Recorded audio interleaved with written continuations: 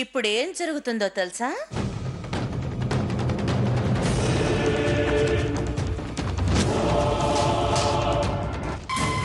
కృష్ణాష్టమి వస్తుంది, కానీ రాధిక రాదు.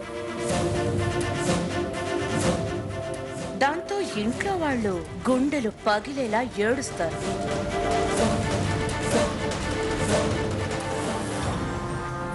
వాళ్ళ చేతే ఆ రాధికకు పిండం పెట్టిస్తారు.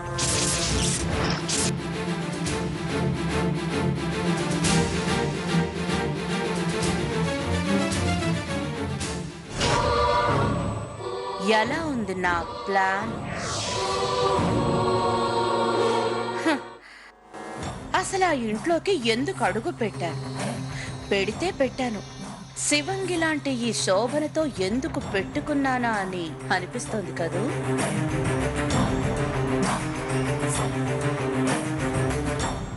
లేకపోతే నాకే వార్నింగ్ ఇస్తావా? నా ఆస్తిని ఆ సత్యకి ధారదత్తం చేస్తావా? అదేమైనా నీ మొగుడు సొమ్మనుకున్నావా?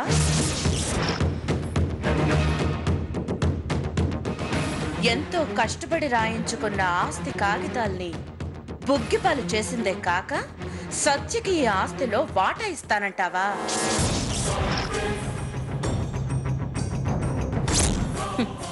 ఏంటే అలా చూస్తున్నా? ఇన్నాళ్ళు నీలో మార్పు కోసమే ఎదురు చూసినాను. ఇంతకు తెగించాక నిన్ను క్షమించను. ఇప్పుడు నీ ప్రాణాలు నా చేతుల్లో ఉన్నాయి. ఉఫ్ అని ఊదేస్తే పైకి ఎగిరిపోతాయి. అలాంటిది నువ్వు నన్ను క్షమిస్తావా? ఎప్పుడు నీకు అంబ పలుకుతుంది కదా, ఇప్పుడు పలక మనవే చూస్తాను.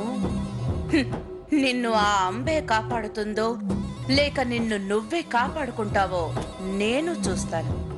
పోయే రోజు దగ్గర పడినప్పుడే గిట్టంటి పాడాలోచనలు పుడతాయి. చూడు, ఇప్పటికైనా మించిపోయింది లేదు. నువ్వు బుద్ధి తెచ్చుకొని మారు. లేదంటే లేదంటే ఎప్పటికీ సత్యమే గెలుస్తుంది. నువ్వు చేసిన పనులన్నిటికీ ఆ దేవుడే నిన్ను శిక్షిస్తాడు. ఏంటేంటి? ఆ దేవుడు నన్ను శిక్షిస్తాడా? ఇన్నాళ్ళు నన్నేదో చేసేస్తాను, పొడి చేస్తాను, పాతేస్తాను అనేదానివి కదా. ఇప్పుడేంటే మాట మార్చి మరోలా మాట్లాడుతున్నావు?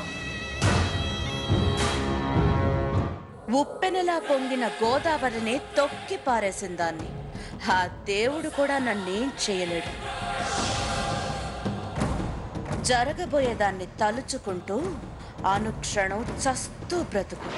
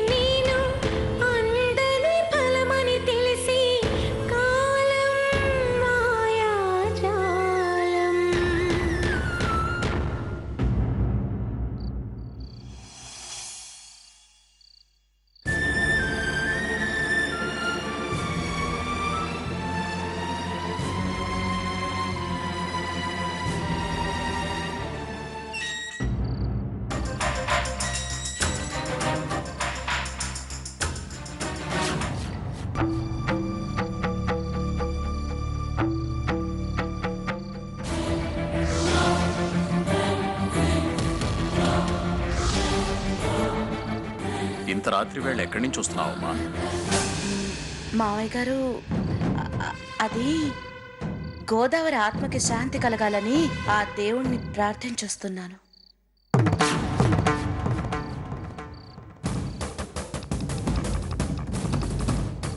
నిజం మావయ్య గారు.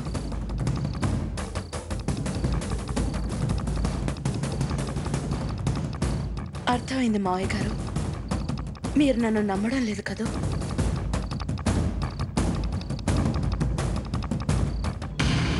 బ్రతికున్నప్పుడు మనుషుల మధ్య ఏవో కోపతాపాలుండటం సహజమే. కానీ చనిపోయిన వాళ్ళ మీద కూడా కక్ష కట్టే అంత సంస్కారహీనురాలి కాదు మావయ్య గారు. గోదావరిని హత్య చేయించడంలో నీ ప్రమేయమీ లేదు కదా?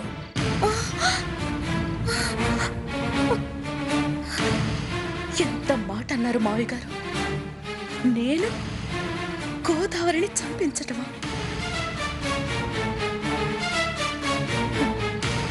నేనెందుకు ఆ పని చేస్తాను మావయ్య గారు? ఎందుకంటే గోదావరి అనుక్షణం నీ ఆగడాలను అడ్డుకుంటూ నీ అరాచకాలకు అవరోధమై నిలుస్తుంది. అందుకే గోదావరిని నువ్వేమైనా... మావయ్య గారు, మీరన్నట్టు గోదావరి మీద మొదట నాకు కోపం ఉన్న మాట వాస్తవమే. కానీ నేను చేసిన తప్పులకి తను మిమ్మల్ని ఒప్పించి నాకు ఈ ఇంట్లో మళ్ళీ స్థానం కల్పించినప్పుడే నాకు గోదావరి మీద కోపం పోయి ప్రేమ పుట్టింది మావయ్య గారు. ఇప్పుడిప్పుడే ఆ ప్రేమని గోదావరితో పంచుకుందాం అనుకునే టైంలో గోదావరి లేకుండా పోయింది.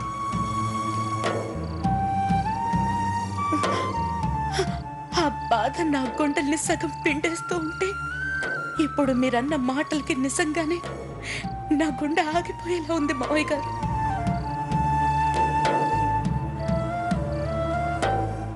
మీ నోటి నుంచి ఆ మాట విని కూడా అసలు ఇంకా నేను ఎందుకు బ్రతికున్నానా అని బాధగా ఉంది మావయ్య గారు.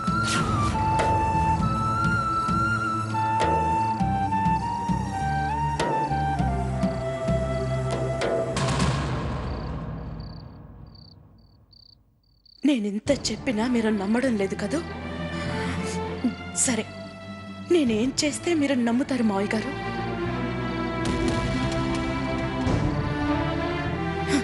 ఈ ఇంటి ఇలవెల్పైన కృష్ణుడి మీద ఒట్టేసి చెప్తున్నాను, నాకు గోదావరి చావుకి ఎలాంటి సంబంధం లేదు.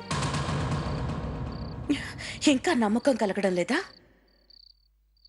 అయితే నా పసుపు కుంకాల మీద ప్రమాణం చేసి చెప్తున్నాను, గోదావరిని నేనేమీ చేయలేదు.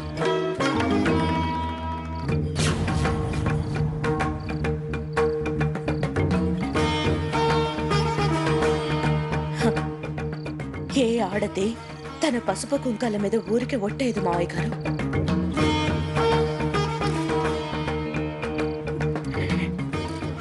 దయచేసి నన్ను నమ్మండి.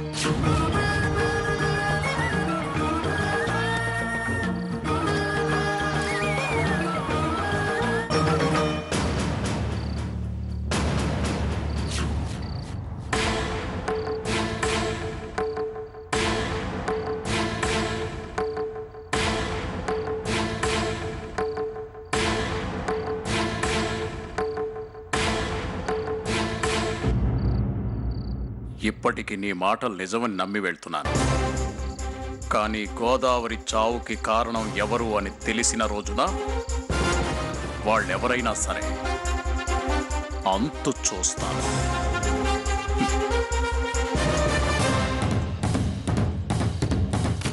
ఏంటేంటి? హ, నా అంతు చూస్తావా? అంతదాకా ఈ ఇంట్లో ఎవరుంటారో నేను చూస్తాను.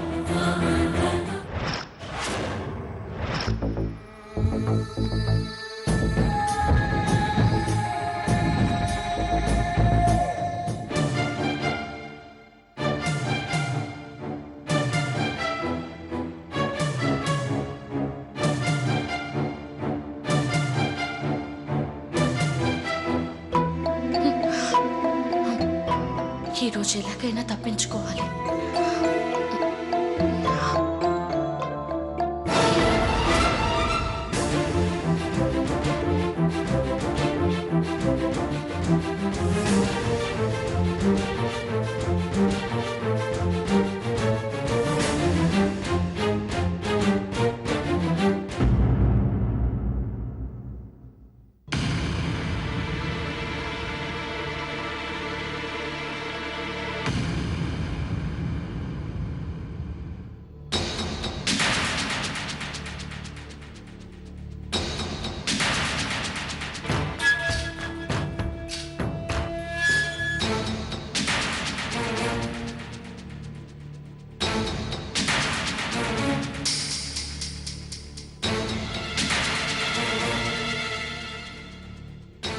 ఈ కృష్ణాష్టమికి ఒక ప్రత్యేకత ఉంది, చాలా గొప్పగా జరిపించాలని మీరు మాతో చెప్పారు కదా, ఆ ఏర్పాట్ల గురించి మాట్లాడదామని వచ్చాను.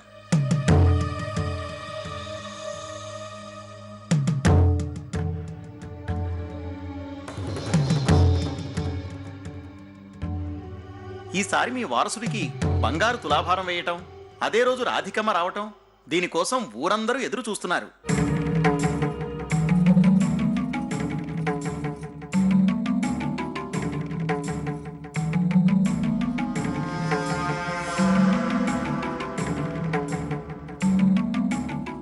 ఆ వేడుకలు చూడటానికి 2 కళ్ళు సరిపోవనిపిస్తోంది.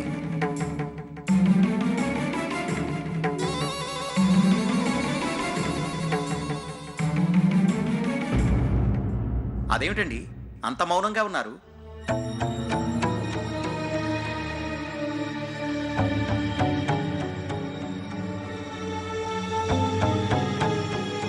మిమ్మల్ని సురేంద్ర గారు.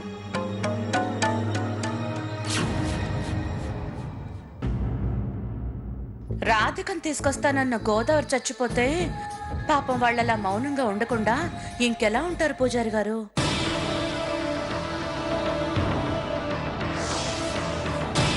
ఏమిటి, గోదావరి చనిపోయిందా? అవును పూజారి గారు, గోదావరి చనిపోవటం పెద్ద షాక్ అయితే రాధిక ఇక రాదు అన్న చేదు నిజం మా అందరికీ అంతకంటే పెద్ద షాక్. శోభన, అవును మావయ్య, ఇప్పటికైనా నా మాట చెవికెక్కించుకోండి. తన చావే తను తెలుసుకోలేని గోదావరికి రాధికను తీసుకొచ్చేంత శక్తి ఎక్కడుంటుంది చెప్పండి?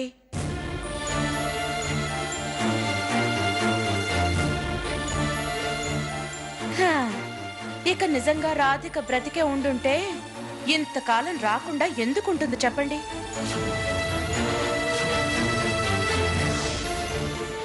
తన కోసమో మాధవ్ కోసమో కాకుండా కనీసం కన్న బిడ్డ గురించైనా వచ్చుండేదిగా. ప్రపంచంలో ఏ తల్లైనా తన బిడ్డకి దూరంగా ఉండలేదు. అంటే ఏంటి ఉద్దేశం? ఉద్దేశం కాదు మాధవ్, ఉన్నమాటే చెప్తున్నాను.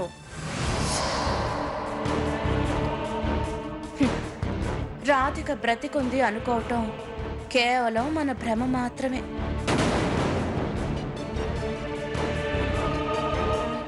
ముందు ఆ భ్రమ నుండి మనందరం బయటపడతాం. వదినా, ఏం మాట్లాడుతున్నావు? నిజం నిష్ఠురంగానే ఉంటుంది మాధవ్, కానీ నేను మాట్లాడేది నిజం. రాధిక బ్రతికుంది అనేది అబద్ధం. వదినా, ఇన్నాళ్ళు నువ్వు బాధపడతావని నేను ఈ నిజాలు మాట్లాడలేదు. అవును మావయ్య, ఇకనైనా రియలైజ్ అవ్వండి. లేని రాధిక వస్తుందంటూ ఊహించుకుంటూ వృధా ప్రయత్నాలు చేయటం మాని చనిపోయిన రాధిక ఆత్మశాంతి కోసం కర్మకాండలు జరిపించండి.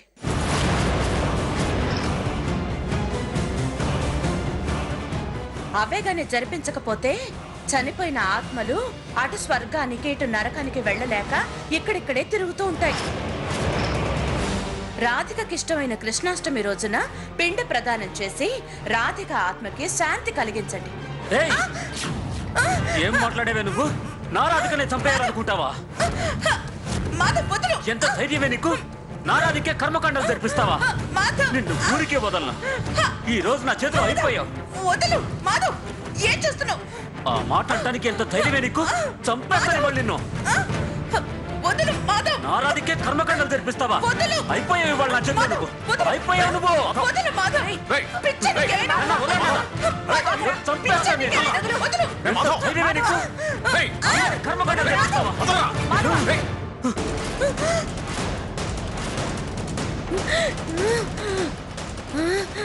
ఇంకొకసారి అలా మాట్లాడేవంటే వదిలిమని కూడా చూడకుండా చంపేస్తాను.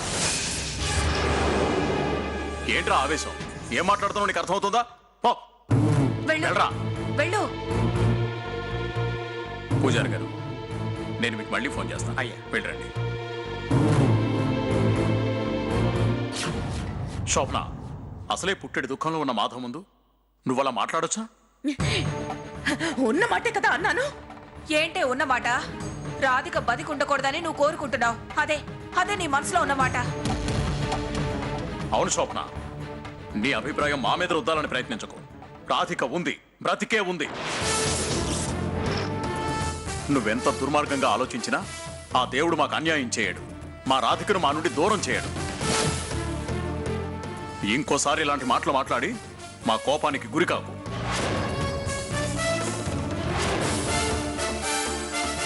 ముందెక్కడి నుంచి వెళ్ళు. వెళ్ళు.